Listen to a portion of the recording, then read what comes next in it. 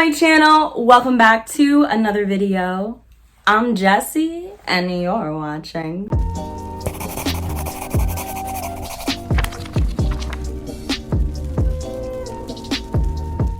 I am about to do a video that I've never done before on this channel. Today, Bow Ties and Books is going where no bow tie has gone before. Please don't unsubscribe. I'm going to be doing my very first unhaul. I always do my unhauls off camera. I actually unhaul books very regularly. I'm a big fan of donating books. I like to donate to the George Floyd Memorial. I like to donate to little local libraries. I love gifting books to my friends and I like to just send books off out into the world that I no longer need to hold on to. I'm very lucky and privileged in order to get to read books and to have a home library, and because of that I try to be mindful of my book consumption and to send things off to a better home whenever possible. So this is going to be my first on-camera unhaul. So weird to say. I don't know why I've never filmed one of these videos before. I think it's just because there's a part of me that feels bad about getting rid of books, and it's like, Jessie, why? They're literally going to a better home. You don't want them. Let it go. Before we get into the first unhaul that has ever taken place on Bow Ties and Books, I want to...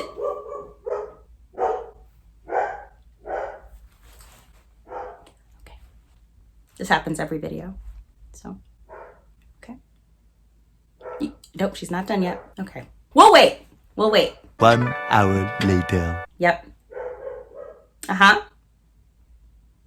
Okay. Thank you. The house is safe. You got him. He's dead. You killed him. Before we are rudely interrupted once again by my Belgian Malinois, this video is sponsored by Pango Books, who is making this bookish unhaul possible. I am so freaking excited to be working with Pango Books because I have heard nothing but great things about this company, and they caught my eye when they started working with Starla, who had an amazing experience with them, and also recently they worked with Reagan of Peruse Project, and both of them seemed to really enjoy their experience. So when Pango reached out to me, I was like, not me being in wonderful company, I'm ready. For those of you who are not in the know, let me school you on what Pango Books is about. Pango Books is an online bookish retail app. The app itself is 100% free, and it is designed for book nerds to buy and sell their books. I was automatically into Pango the first time that I heard about it because I really am attracted to the idea of buying books from book nerds themselves and like getting to support book nerds. I love being able to support individuals versus like a half-price books. I know y'all not gonna believe me because I literally run a YouTube channel, but I'm actually not technologically sound at all. It took me months to even begin to get a grasp on how to edit, which is why most of my original videos are privated. So I loved that Pango Books is 100% easy to download, and setting up, creating an account was even easier. All you have to do is type in your name, the email that you want to use on the account, and a password, and bam, you're there to go. Next up, all you have to do is select hashtags. Now, these hashtags are going to be used so that the app's algorithm can recommend books that suit your needs in order to curate the feed that you want. Pango's interface is also very user-friendly because, like I said, technologically inept. It gives you tips on how to get started and how to be a good seller. And once you get that out of the way, which literally took me 20 seconds, if not less, you get to see your feed. One of the first things that you see at the top of the screen is your recommended picks for the week. Now, these are books that Pango thinks that you are going to like based off of the hashtags you selected. You also get to see new listings that are popping up. I also really dig that you get to follow people on the app. So I'm definitely following Starla of Starla Reads and Reagan of Peruse Project. So when they unhaul books, I can buy books directly from them, and it feels really good getting to support my bookish friends. But these don't have to be people that you know. It is really easy for you to use the app to search for people, and you can look at the kinds of books that they read, and if this person tends to read books that you are interested in, you can just click follow. When they put books up for sale, you can snatch them. So for my very first unhaul ever, I thought it would be really dope to do this in collaboration with Pango Books, where the books that I'm going to be unhauling, the books that you are about to see me get rid of, fly like an eagle, are going to go onto my Pango account, which is bowtiesandbooks. So if you want to follow me and potentially grab any of these books,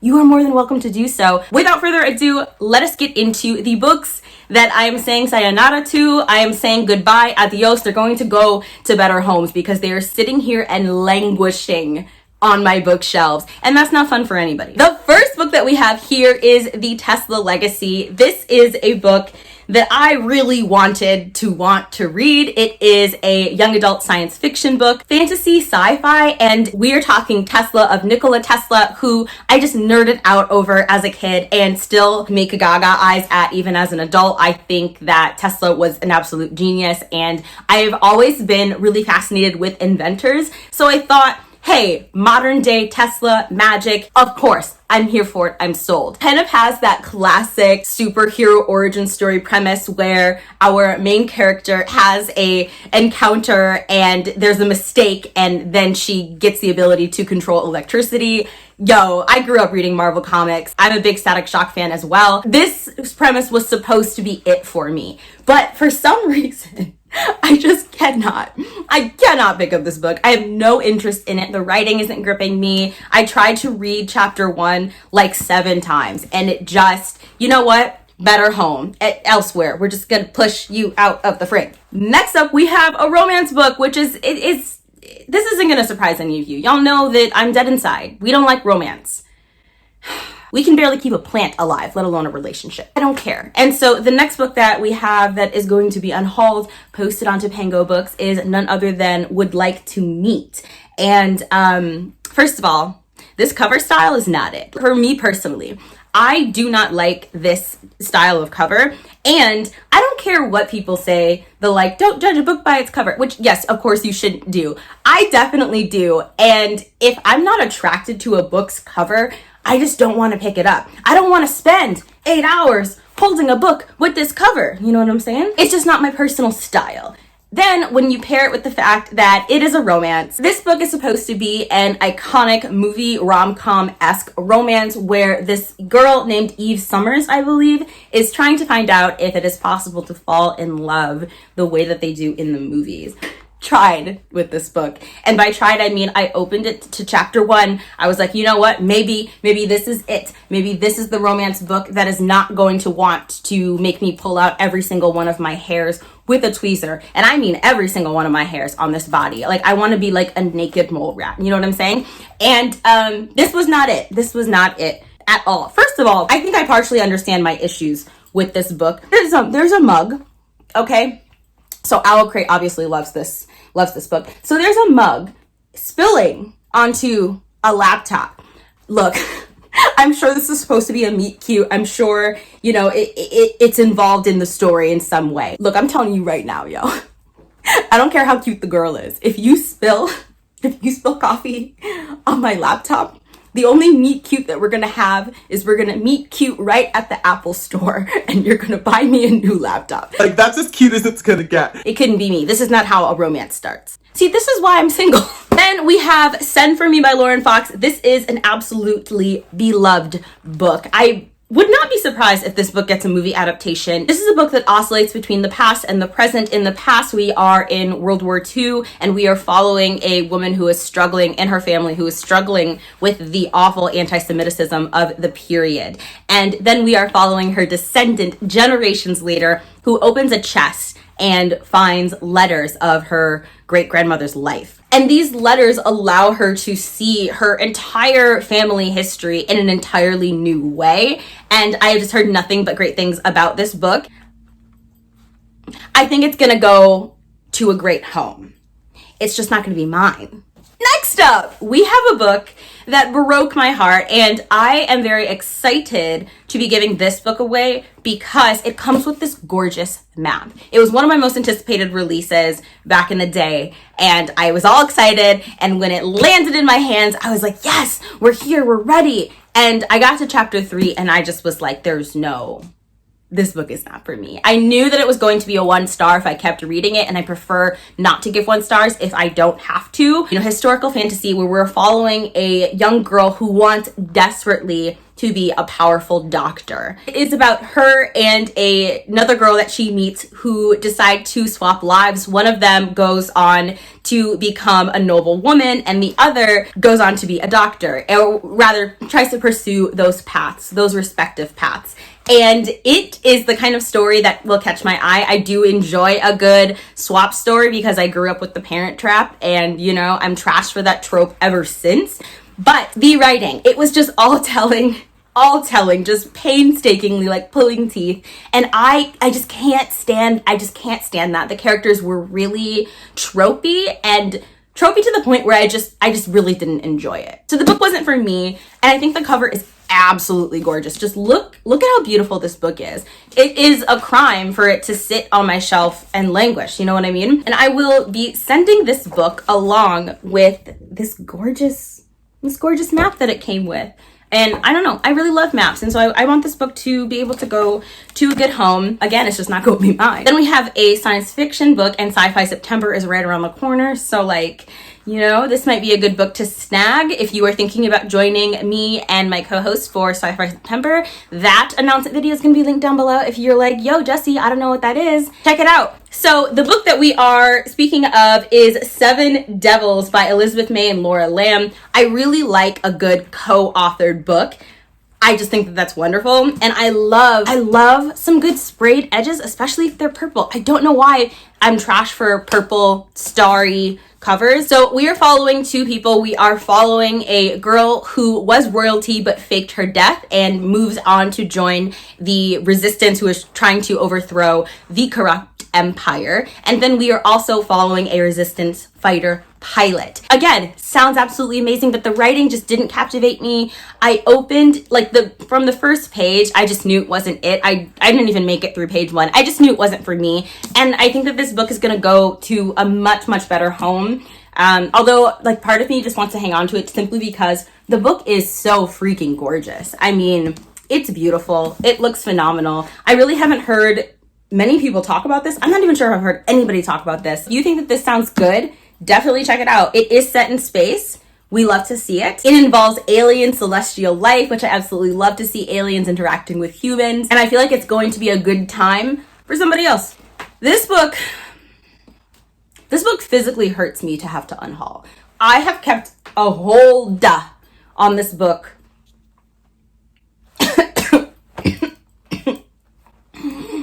I've held on to this book for so long that its dust is making me cough. I have kept a hold on to this book because this was an anticipated release. And I have heard nothing stellar about it. Starla of Starla Reads did not enjoy this book, and that is my reading twin. Okay, it is very rare that Starla and I have differing opinions on a book. It is known to happen, but it is very rare. I trust Starla with my whole heart, and they're like, Jessie, I don't think you're gonna like it. So because of that, just gonna unhaul it. So in case you haven't heard of Star Daughter, this is a book that was getting tons of attention and hype last year. And like I said, it was an anticipated release. I was so freaking excited about it. The premise sounds absolutely beautiful. And again, this is one of the most beautiful covers I have ever seen in my life, and it deserves to be read and loved. We are following a powerful young girl named Sheetal who has hair the color of starlight, and on some nights the stars themselves call and reach out to her. And when her father is harmed by celestial star magic, Sheetal has no choice but to answer the call of the stars and ascend to the sky. Tell me that this doesn't sound amazing. I'm unhauling it. Next up is a couple book of the month selections. The first is This Time Next Year, which is a romance. So you know why I'm unhauling this. Book of the month did send this on to us, and it just, I tried to be excited about it. I was like, yay, maybe this is the romance for me. But I tried a chapter and I didn't get very far. This book is not for me. I like that. What struck me about this premise is that it is set around New Year's Eve. I love that. I love that atmosphere. There is just an inherent magic to New Year's Eve. You know what I'm saying? But unfortunately, the writing didn't have the magic that I personally wanted. And I just think Look, it's too long for me to suffer through. Okay, it's over 300 pages. I'm good. Next. And then we have another book of the month romance. This is The Star-Crossed Sisters of Tuscany. Again, when I hauled this book from Book of the Month, was mad excited about it. At first, I was really geeked for this book, and then I tried to read it. In this book, we are following a family that is plagued by a curse that is over centuries, years old, and we are following two sisters who begrudgingly accompany their great aunt to Tuscany because their great aunt believes that here in this certain chapel, she will meet the love of her life. And I was excited about this because I spent 3 weeks in Florence. It was the best time of my life. I almost didn't come back to the United States, and I just like achingly miss Florence constantly. And so I was really excited to be back in Italy with this story, but the writing just wasn't it for me. I knew as soon as I cracked open the book, and I also it was just a little bit too whimsical. There wasn't enough murder. You know what I'm saying? I can't do it. I can't do it. I'm sorry. And last but not least, we have another romance book. This is called Love Your Life. This book is by Sophie Kinsella, who is a really celebrated romance author. And so I was like, you know what? Let's give her a shot. Maybe this is going to be the romance author for me. Obviously not, because I'm unhauling it. This is about two individuals who meet at a remote writer's retreat in Italy. Why is Italy letting me down? And it's about the magic and the whirlwind of their romance and how it falls apart when they leave Italy and jump back into the real world. And essentially it's about whether or not these two are going to make it work. And I don't care. But this is a beloved author, and so I'm sure somebody else is going to care. All right, that's it. That is my first ever unhaul. If there are some romance books that you think I would actually enjoy, I'm super down. I would love to find some romance books that I don't hate. Definitely leave recommendations down below. Also, I am going to leave my information if you want to follow me on Pango Books down below as well. If y'all have any questions about the app, feel free to ask me. Thanks again to Pango Books for sponsoring this video. I really appreciate it. The last video that I uploaded was my July wrap up, so I will leave that link down below if y'all want to check that out and you haven't already. I also recently did a discussion on the scandal that Owl Crate has brought upon themselves, and that discussion will be linked in the description box down below if you haven't seen it and you want a little bit of tea. Stay safe, wear your mask, and I hope to see you in my next video.